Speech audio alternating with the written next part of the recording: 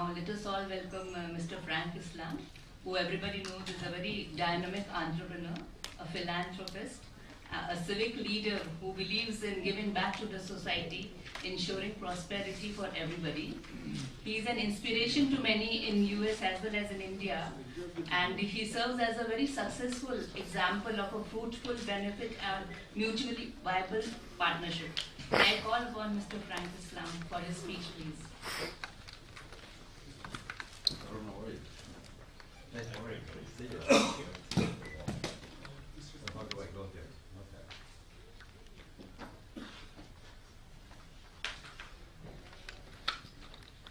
So, what do I stand? Sorry about that. This is the first stumble, so I'm not doing very well. So how do I? Okay. So it's a little bit, and so I can flip it. My pages here when I give speech. So I'm delighted to be here, and the purpose of my trip to come to India to inaugurate Frank and Debbie Islam Auditorium, Aligarh Muslim University, and where I have contributed $2.5 million. Unfortunately, because of the unrest, I was not able to go there. But I have a lot of other engagements, so this one is one of the best engagement that I have, and I'm leaving tomorrow. It's wonderful to see people like Robert and Mr. Shah, who happens to be a neighbor. I did not realize that. On the Lower Road, right? Yes, that's right. Yeah, wonderful. So stop over and see me next time. I'm not sure you can get in there, but I will try my best. So good afternoon, and distinguished guests, friends, ladies and gentlemen. And thank you very much for that wonderful introduction. You know, I should have her everywhere for my introduction. She does a really good job. Thank you very much. I appreciate your kind words. And thank you for your warm welcome and your hospitality. It is truly an honor to be here with all of you. And thank you, Uday. Where's Uday? Our friend. Uday Mehta and Pradeep Mehta, father and son, to inviting me to speak and bring us, all of us together. They lighten our load and they lift our spirit. They are true inspiration to all of us. They inspire all of us to do well, but to do good. So let's give them a big round of applause. And thank you to all of the distinguished guests for joining us today. I also want to thank Tarun Basu, who's a dear friend of mine. He is a leader. He has made a lot of difference, and he's also established the wire services called Indo-Asian Wire Service, where I write columns every month in Inclusive India and a column. So thank you, Tarun, for joining us today. Thank you very much. I also want to express my deep gratitude to Pradeep Mehta for inviting me to serve on the CUTS Advisory Board alongside so many illustrious individuals. It is truly an honor. And thank you, Uday, for your leadership and for all you do to inspire all of us. Before I make my formal remarks, let me state for the record that I do not speak on behalf of any organization or agency of the United States government. My comments are made as a proud citizen of the United States. I mention that because I have served on many advisory boards when President Obama was the President of the United States for the US Government Department in the past. I also served on the board of the trustees, the Kennedy Center, and many other organizations, including Wilson Center and Brookings Center. Let me also state that I'm here to speak not as a geopolitical expert, not as an international relations scholar, not as an economist, but as a civically engaged Indian business, an Indian American business person whose motherland is in India, who love India, and whose homeland is the United States of America. And I love America. What's best in me, I owe it to India and the United States. I love both countries and recognize that they are by far the two largest democracies in the world. And the future of these democracies is central to the future of democracies and democratic values. Democratic and diversity are the two values that binds us together, that brings us together. And when we are together, we can help shape a better future for the world. I recognize that neither the US nor India is perfect, far from it. But I firmly believe that if these two countries can cooperate and form the right kind of strategic relations on matters of all types, they can be the standard bearer and standard setters, improving the lives of the citizens in their responsible country and collaborating to make the world a better and a fairer place. That is my perspective. Now let me turn to the heart of the matter, my thoughts on the state of the India-US relation, past, present, and the future. For purpose of this task, I have divided the past state of those relations into two periods, from 1995 to 1990, and from 1990 to 2016. I've classified the present state as the period for the Trump presidency in the United States, which at this moment is from 2017 through 2020. And I look at the future state from 2020 going forward. In my remarks, I will present a historical overview of the past, a snapshot of the present, and my top-line assessment for the future. I must admit this is a daunting task, as it will take volumes and volumes to give these relations a full and a proper treatment. I'm aware that many of you are extremely knowledgeable and intimately familiar with the history of US-India relation. Therefore, I will not go into detail on the past state. Indeed, I will highlight some important historical issues and background and concentrate the bulk of my attention on the present and the future states. My goal is to provide the proper context for our distinguished panel to carry forward the discussion. So that said, let me begin by examining the years from 1947 to 1990. I have labeled that period the fledgling relationship between India and the United States. When India became independent in 1947, shortly after the World War II, the US-led bloc of democratic nations and the USSR-led communist bloc were vying for influence globally. India's first Prime Minister, Jawaharlal Nehru, chose to pursue an independent foreign policy from a group of nations called the Non-Aligned Movement. New Delhi called itself a non-aligned nation that in reality tilted towards Moscow.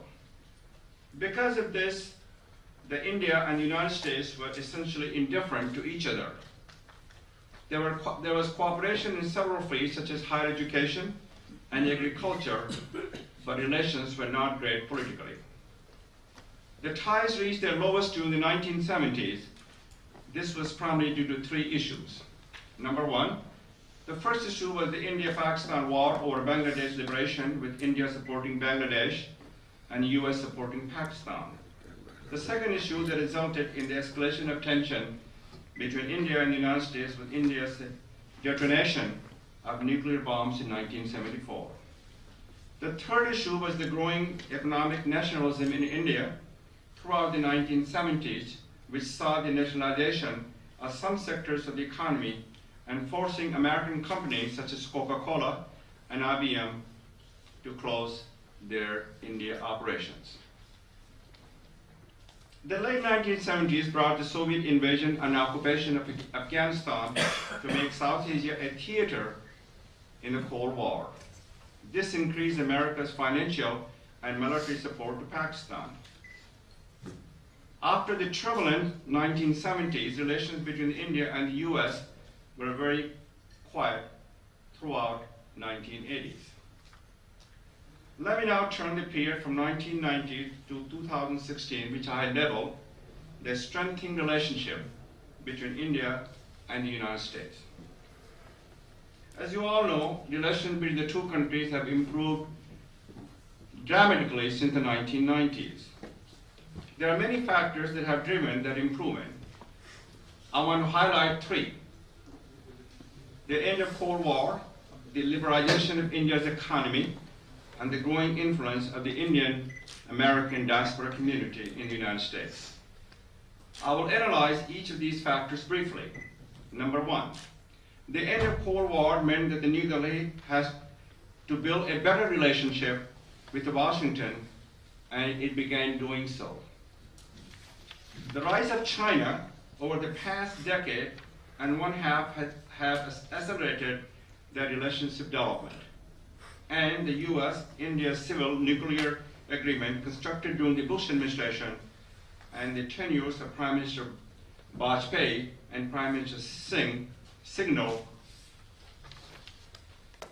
a new direction in US-India relations, which has been built upon since the US-India nuclear deal was signed in 2008. The second part, the Indian economy was liberalized in 1991 in response to an acute financial crisis. Because of that liberalization, American businesses flocked to India. Those businesses have used their economic, political, and financial might to improve the US relations with India. The third, the Indian-American community has grown exponentially both in numbers and influence since the 1990s. The game changer for Indian immigration was the high-tech revolution of the 1990s. Thanks to H-1B visa, more than 1 million Indians have immigrated to the United States in the past 25 years. Over the years, those immigrants have become permanent residents of the United States and citizens, and thus part of the US political system. They began making campaign donations, voting for candidates of their choice, and lobbying for their elected representative. They have become a powerful and vocal lobbying force advocating for better relations with India. I firmly believe that Indian diaspora have the capacity, the capability, and the responsibility to help India to achieve its fullest potential. Those are the three factors that contributed substantially to the strengthening of India and the United States relations between 1990 to the end of 2016. That brings me to the present, the time period from January 20th, 2017, when President Trump took office as the president until his first term is scheduled to be completed on January 20th, 2021. I have labeled this period the erratic relationship between India and the United States. I struggled with what to name the relationship. Other words that came to my mind included unilateral, chaotic, and isolationist. I selected erratic not because it applied just to US-India relations, but because I believe it fairly characterizes all relations, both international and in the United States during the Trump presidency. Nothing is for certain. Everything is dependent on the mood and understanding of President Trump.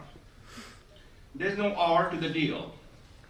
It's all about getting it your way and winning. Collaboration and compromise under this administration are dirty words.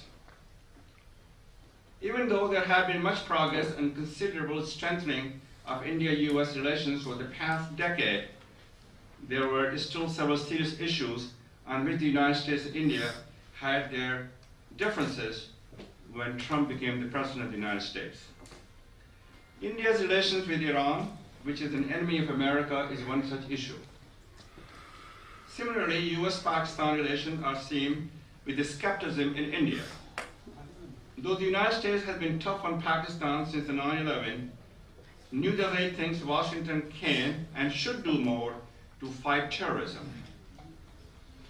India has also been unhappy over the US restriction on H-1B visas, which has affected Indian IT companies doing business in the United States. Under the Trump administration, life has become even tougher for these firms. The slow pace of the economic reform in India continues to frustrate American businesses. Robert? A lot was expected from the Prime Minister Modi, but he has failed to live up to the expectation so far, much to the disappointment of American businesses. He has not replicated the success he has had in Gujarat at the national level. I'm not here to complain or criticize the Prime Minister Modi. He is a very strong, savvy, and smart man. He is committed to strengthen and broaden and deepen India's engagement with the United States of America. Even in the best of the time, Washington has become unhappy over protectionism, weak intellectual property rights, and lack of market access to US companies in India. But the protectionist debate has taken a new turn with America itself turning protectionist under President Trump. The victory of Trump in the 2016 presidential election has had a disruptive effect on America's ties with India. I should note, though, that the degree of disruption has been much less compared to the US relations and ties with some other traditional allies as the Europeans, Germany, Canada, and Mexico. Even though President Trump campaigned on an America First domestic and foreign policy, India placed high hopes on the incoming president. In fact, India was one of the few countries that was cautiously optimistic about Trump in January 2017. Prime Minister Modi had a positive visit to Washington during Trump's first year in office. And Modi seems to have gotten along well with Trump. However, subsequently, not much has been accomplished. This is true in all areas, but it is especially true in terms of the trade relations. One of the continuing successes in India-US relationship has been the ever-growing trade in goods. Last year, the bilateral trade tops $73 billion. In my opinion, though, India and the US are punching way below their weight on trade. Nonetheless, considering when things were, that is an impressive number. In 1991, the year India initiated liberalization of its economy, the bilateral trade was a little over $5 billion. I know that one of the cuts objective, as Uday has outlined, is to bolster US trade economic relations to achieve the target of $500 billion. Based upon the research that I have reviewed, and I think that is a realistic and achievable target within the next decade. Given the erratic failure of the current relationship, however, I do not expect much progress to be made towards that goal over the next 2 years. That's my personal opinion. Having said that, my counsel is to not give up hope, but to work diligently to set the stage for accelerated progress in the next decade. As I said in the article published in the press here in India in November of last year, and I must quote what I said, India must stay the course in its trade relations with the US. It must keep cool, keep calm, and carry on. By doing so, it will make itself a winner and bring the US along with it. Although I do not believe India's persistence will pay off in the next 2 years, that's my personal feeling, I'm confident that it will pay off big time in the next decade. That is why I have labeled the period from 2021 going forward as the partnership relation between India and the United States.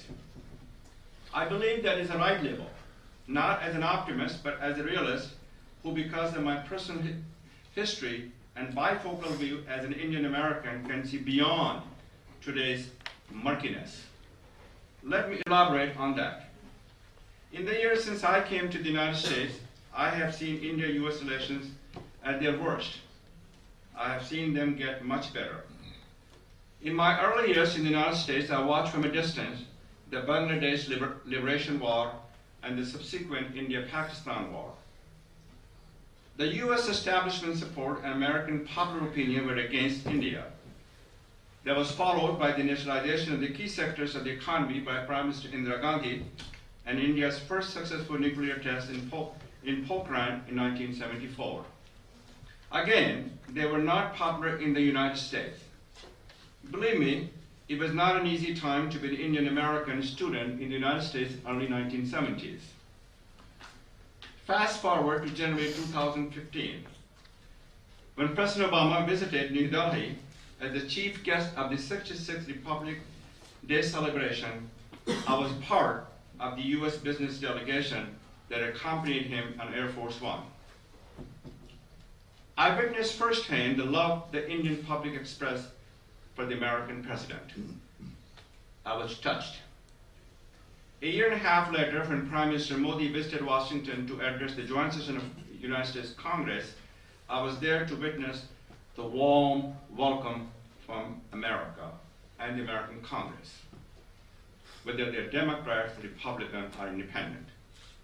Given this, I have no doubt that Indian-US tie will continue to grow despite the isolationist and protectionist policies of the Trump administration. Trump and Trumpism will not alter America's DNA permanently. What makes me think this and that the future of bilateral relations will be bright?